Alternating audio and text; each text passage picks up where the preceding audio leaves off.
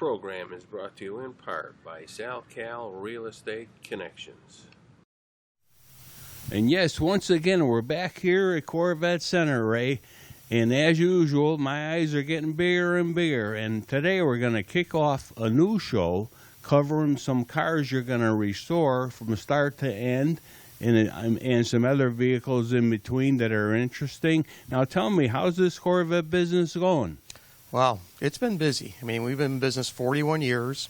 It's been steadily climbing, I guess, like every year. In the last 3, 4, 5 years, it's been taking off pretty well. I think internet has something to do with that. A little bit of advertising, not much, but I think word of mouth. We've been around a long time. A lot of people know that we're here. Well, I know your name in business, believe me, it speaks for itself. Yeah, been lucky. We've had some really good clients to work with. Got a good reputation. Of course, that's everything that you have in this business, and been doing it a long time. Yeah. It's going to be kind of interesting to us to see some of these cars worked on from the very beginning to end, and I'm sure to you this is old hat, huh? Yeah, again, been doing it a long time. And as years have gone on, we've actually learned more about restorations. There's been more parts and pieces available, a little more knowledge, and we apply that to all the cars that we do. So we're going to be seeing a lot of different things that we do here at the shop, from full restorations, partial repairs, race car stuff, all different kinds of things that we do. Oh, but speaking of race cars, I got to congratulate you on your win at Sebring. Yeah, Sebring's a great track. Now tell us, now just for the people who know, Ray races this yellow number 4 Corvette. What was the history of that car, Ray? That was a race car from brand new. It was a Corvette that was used in World Challenge racing. Very few of them were made. It was a very successful car. It was campaigned by Baker Racing out of Wilbraham, Massachusetts. We were actually a sponsor on that car back in the day, and it won the whole series in 1991. It was a great car. So it was a special car, and I have to say, I am looking forward going to Lime Rock this year. You're going to have that car there, I believe, Memorial Weekend, right? Yeah, there's a big vintage race at Lime Rock Memorial Day weekend. It's with SVRA. It's a group that I run with all over the country. So it's their first time at Lime Rock. They also, the guy that owns SVRA also owns Trans Am, and all the Trans Am cars will be there, all the pros. It'll be a big event. It's going to be great, and right in my backyard. That's good, because we're going to be camping out with you. Yeah, that's fine, man. You got to come up and see us, and there'll be some pro drivers there too. We'll introduce you to that are running some events with us in vintage. It's getting to be a big deal. Well, good. Well, it's time to go out and back and see what we could do with some of these cars. I know the first car we're going to cover is very interesting, a '67 Corvette, I believe. Yeah, it's it has a nickname called the Skunk. And the reason it's the Skunk is the car is black with a white stripe on it. Wow. And it's got a white interior, which is actually a pretty rare combination back in '67. And this was born a '67 427, 435 horsepower. So it's a very valuable car, belongs to a big collector that we do a lot of work for, and we'll show you that through the progress. That's a very unique car, and there's a reason why these cars got a stripe on there. Am I right or wrong? Yeah, the stripe was only available on the '67 427 cars that from the factory with a big block. Boy, oh boy, would I love to park one of them in my garage. It's a little costly now. Well, okay, we're going to move out and back and see what we can find. Thank you. Hi, this is Ray, Corvette Center in Newington, Connecticut. We're going to be doing a series of shows and showing you some of the progress that some of these cars go through restorations and various things that we do. So this particular car we're doing today is a 1967 Corvette convertible. It's a factory 427, 435 horsepower. Very valuable car. And this particular one was factory equipped in black with a white interior with a white stripe on the hood. They call that the Stinger stripe for the '67 427 cars. So the color combination of the white and the black together is pretty rare. This particular one happens to belong to a customer client of ours out of New York that owns probably around 40 to 50 of these Corvettes in '67 vintage. And he's particularly interested in this black and white combination. I think he owns 1 or 2 other ones. So we're doing a complete restoration on this car, the whole body and paint. What we've done so far up to this point is we've taken the complete body down to bare glass. We've completely rebuilt the whole front nose assembly on the car, It was all new, old stock, original fiberglass that we used on this front end. It had been in a previous front end collision years ago and repaired poorly, so we put it all back to just the way it was at the factory. There was also some other issues with the firewall and the floor from previous damage that we were able to repair back to just like it was when it was brand new, which is the whole idea. He has these cars, when they're all finished, judged at various car shows. One is Bloomington Gold, the other is NCRS. Tries to achieve the highest awards for these cars, and these cars have to be restored just like they were when they were brand new, no better, no worse. So that's our goal when we do these cars. So along with that, we're at the point now where the car's been painted. We're up to the point of where we have to apply the white Stinger stripe, which is pretty critical on these cars, and everybody does them kind of a different way. We try to do them exactly like the factory did them, because when a car is being judged, that's what it has to look like. So the way we proceed is we've got a lot of original photographs of original paint cars with original stripes on them, right down to the actual dimensions and how they laid them out. And there are actually some small variations as the factory did them, depending on the day and who did them. So we know the little nuances there. We actually obtained an original factory stencil that the factory would use when they painted these on the cars. So we use that as a guideline. We don't actually paint it with the stencil. We use it as a measuring guideline to help lay out the stripe on the hood. So this one's all been laid out. We have the front of the car here where the stripe extends into. We had to get the original emblem on there because it fits right between where the emblem flags end. And we laid out that stripe there. And we have the hood over to my right here that we have separated from the car. And that's all been laid out. All of that was lined up on the car. We removed it to paint it off the car. So these stripes are all done exactly the way it's going to be. It's going to be done in white. It's done on top of the original black. So you'll actually feel a little lip there. And that's the way that the factory had done them, and that's the way we want to do it, just as it was done back in the day. So once that's done and it's painted, we're going to put it back on the car, of course, do a minor wet sand and buff to it to try to smooth it out and make sure all the little orange peel imperfections out of it. So we're going to try to make it look just like it did back in the day. Once that's completed, and this is back on the car, we're now going to take the body off the jig that we have it on. It's going to go right onto the restored chassis, and that'll be for a future show. Thanks for watching. Been great. And yes, as you could see, the paint job on that stripe came out flawless. Just gorgeous. Just look at that paint job. Here we go. Action. Better than say in the movie, action. To mate the body and the chassis. You can see the chassis is up on the lift, getting prepared to get lowered down to the chassis. And once it's on the chassis, naturally they'll put it back together. Boy, let me tell you, there's a lot to this than just putting a lift up and down, that's for sure. Yes, getting last minute adjustments ready to start lowering the body is always a very tedious time, and everyone has to be really right on their game, and believe me, they are.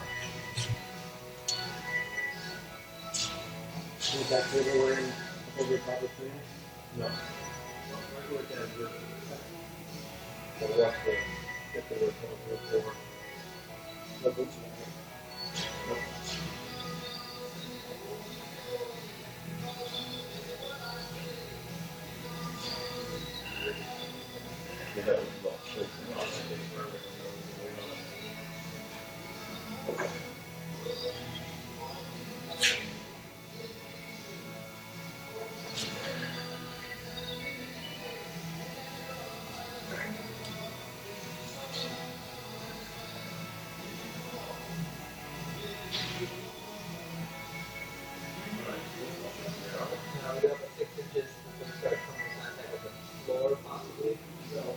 We're gonna stop. We gotta go driver's side. Hold on. We go driver's side. What? So we gotta go to the left. What has to go to the left? The chassis, yeah. So it's sitting on top of over the body mount. Okay. All right. Hey, I don't want. She's in the back, huh? Okay, hold on a second.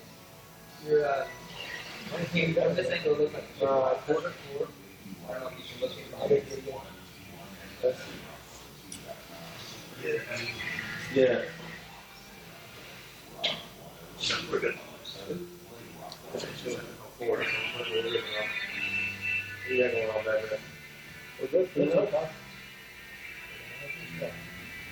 There's still tape on the back. Okay. So good? Yeah.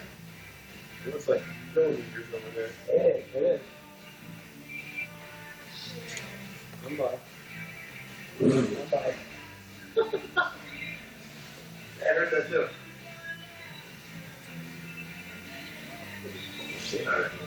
Oh. In the front. You know, it takes a lot of teamwork to get this done correctly, and boy, let me tell you, Ray's crew is right on their game without a doubt.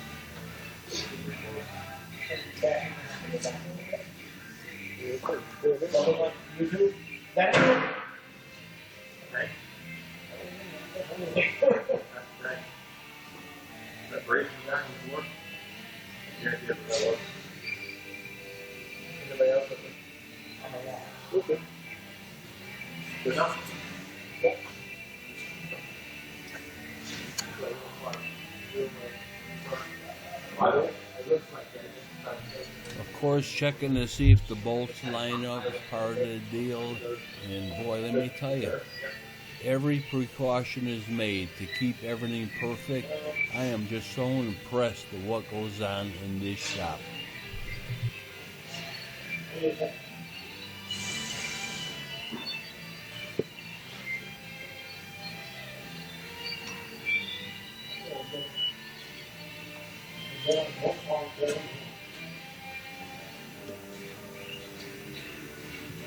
Touchdown.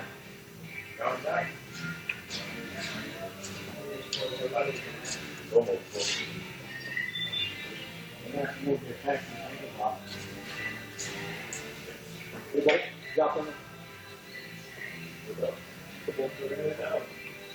Very good.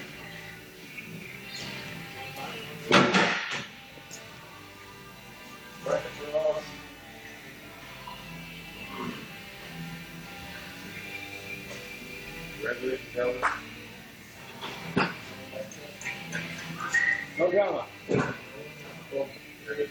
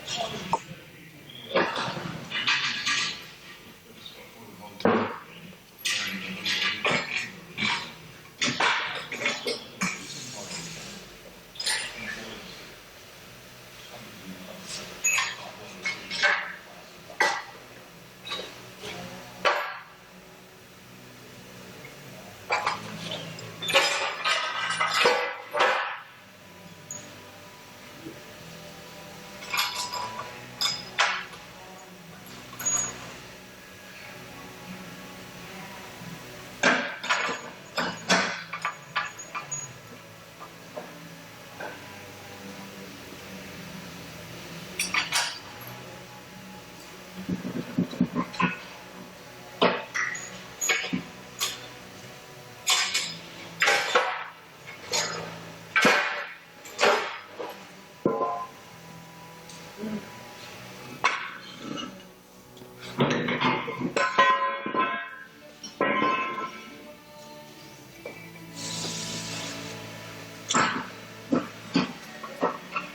course, they're showing you all the different fixtures used to hold the body and chassis when they're doing this. And believe me, there's a lot to this. It's not as simple as it looks.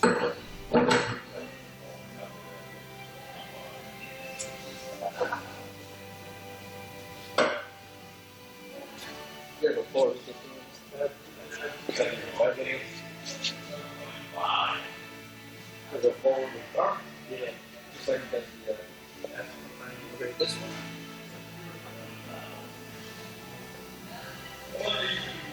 Might be okay, but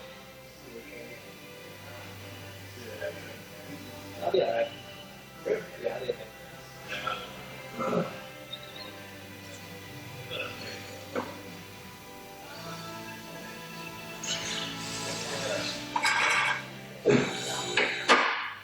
It's over.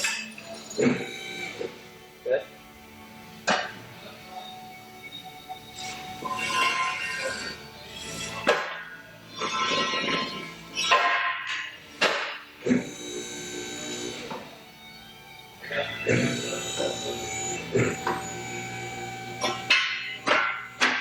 First now they're going to be picking everything up, chassis and body together, and finish everything they need to do once it's up in the air where it's comfortable to work on.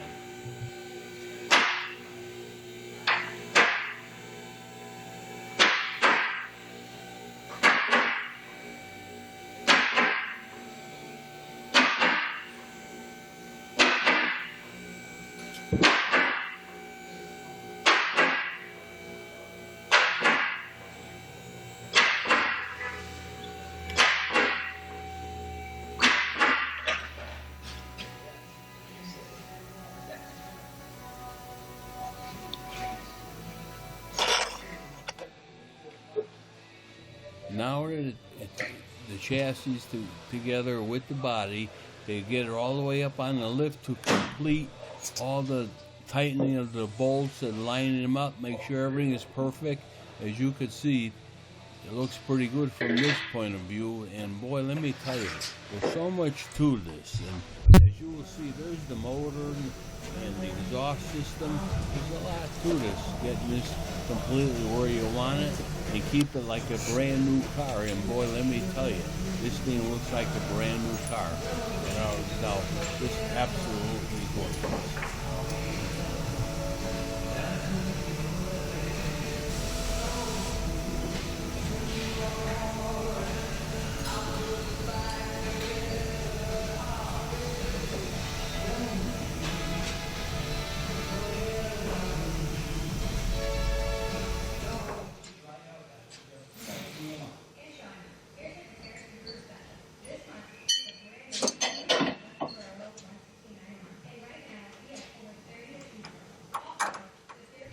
Yes, doing the finishing touches, marrying the two together is always an interesting thing. I'm impressed. They even use gloves when they're working on the car. I mean, it goes to show you how talented and careful they are when they're putting one of these Corvettes together. This car is absolutely gorgeous, without a doubt.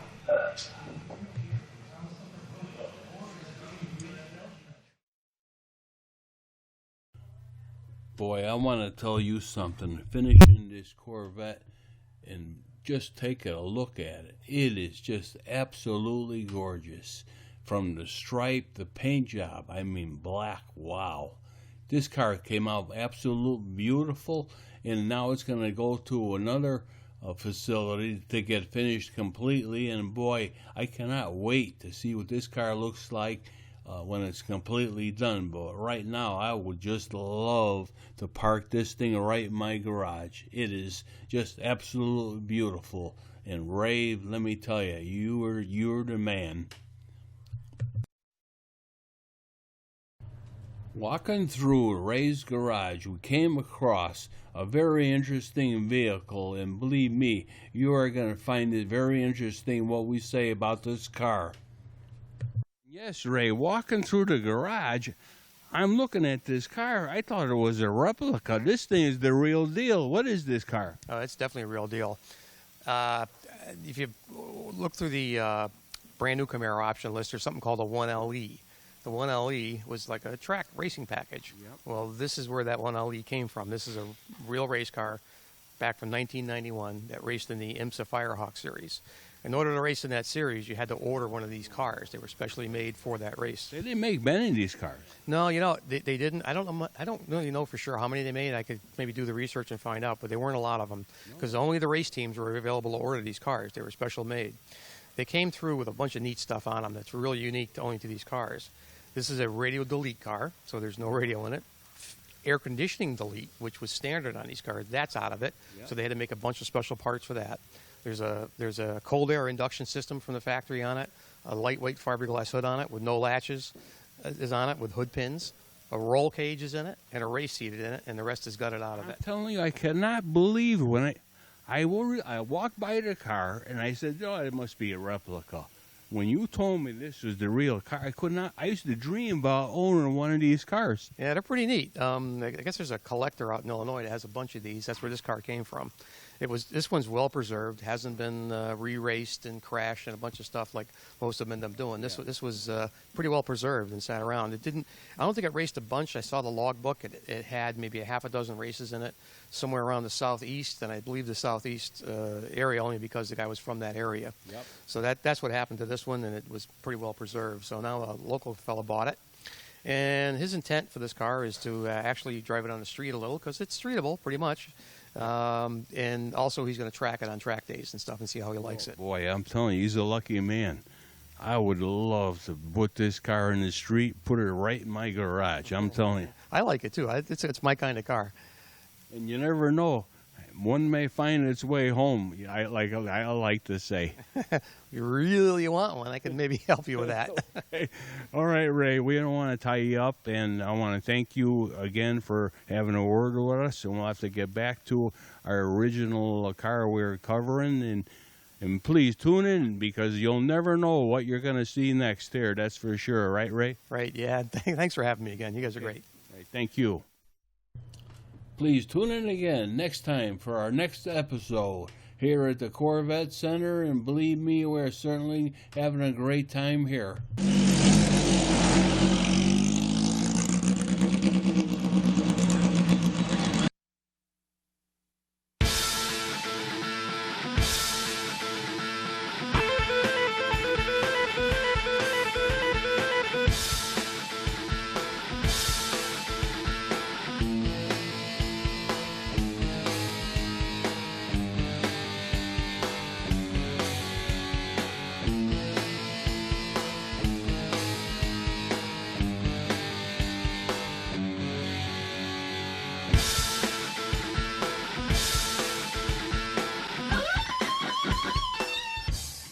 This program is brought to you in part by SalCal Real Estate Connections.